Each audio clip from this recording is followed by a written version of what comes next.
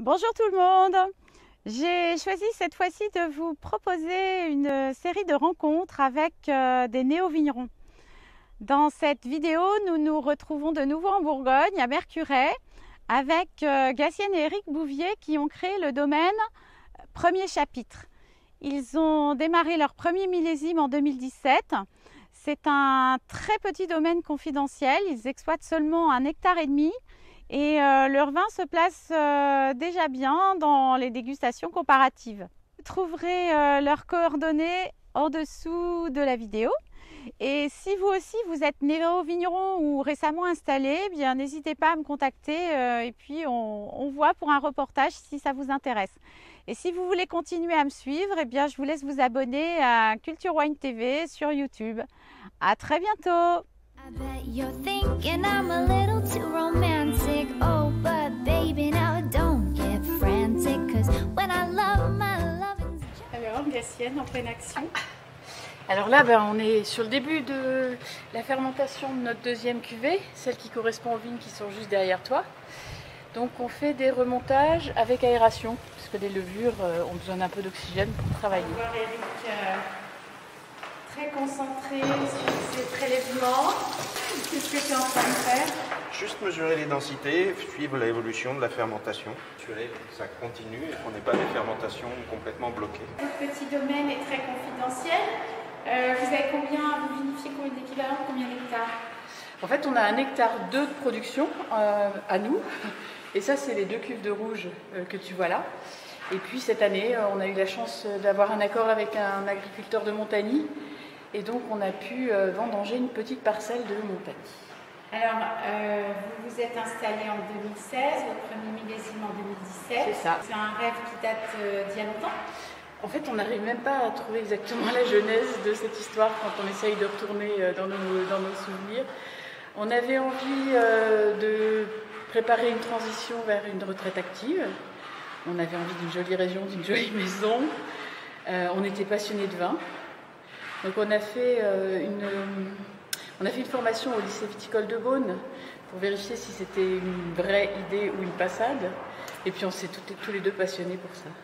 On a complété avec une formation d'1 année à Dijon. Et ton métier de départ, qui est toujours actuel? C'est ça.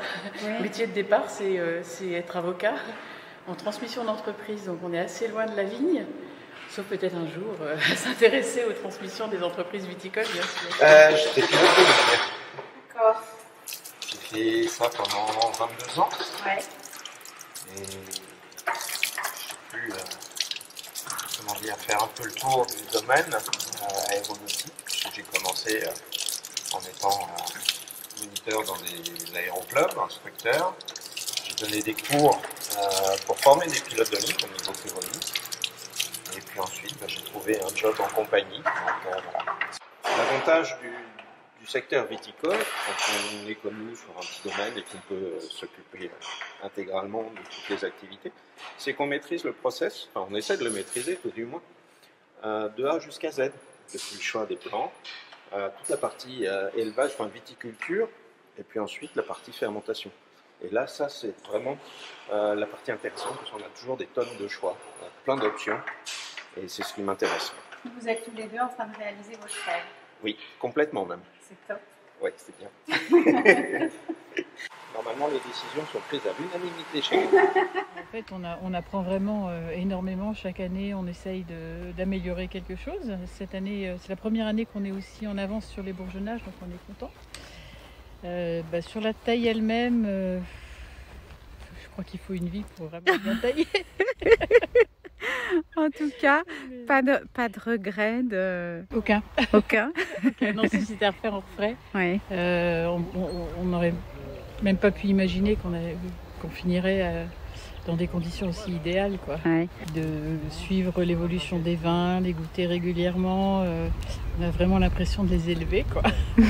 Et alors, on dit que les Bourguignons sont pas toujours des plus accueillants, mais ouais. C'est faux.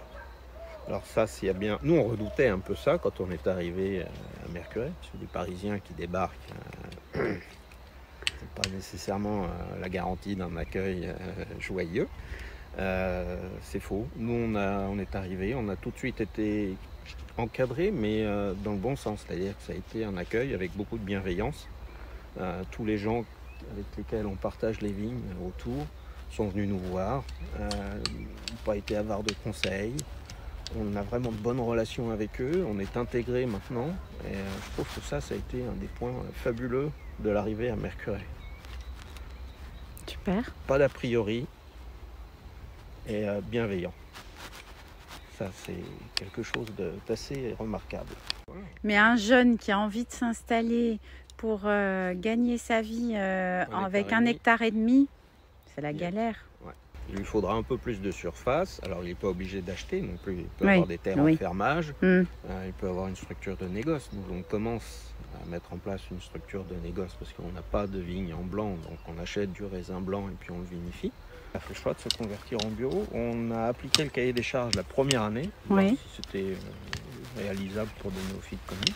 Puis après, dès la deuxième saison, on s'est mis en conversion. Là, c'est notre 3e saison en conversion. Donc vous allez être certifié avec le millésime 2020. 21. Le 20, ça marquera la fin de la 3e année de conversion. 21 sera labellisé. On vend directement aux particuliers, donc on vend notre vin à celui qui va le boire. Donc on a tout de suite le retour. Et ça, c'est vraiment très Donc quelqu'un qui a envie de vous contacter et pour goûter votre vin parce que vous n'êtes pas encore très connu, il peut directement vous contacter au domaine et venir chercher des bouteilles au domaine. Exactement. Ah, c'est top. Si on n'est pas là, il peut passer au caveau divin à Mercurey, bien sûr. Et pour ceux qui n'ont pas la chance d'être à Mercurey, il faut nous passer un coup de fil et puis on est évidemment très présent sur Paris et puis sinon ici en Bourgogne. Toujours aussi content d'avoir changé de métier? Oui. Ouais. Je regarde toujours les avions, mais... I bet you're thinking I'm a little too romantic.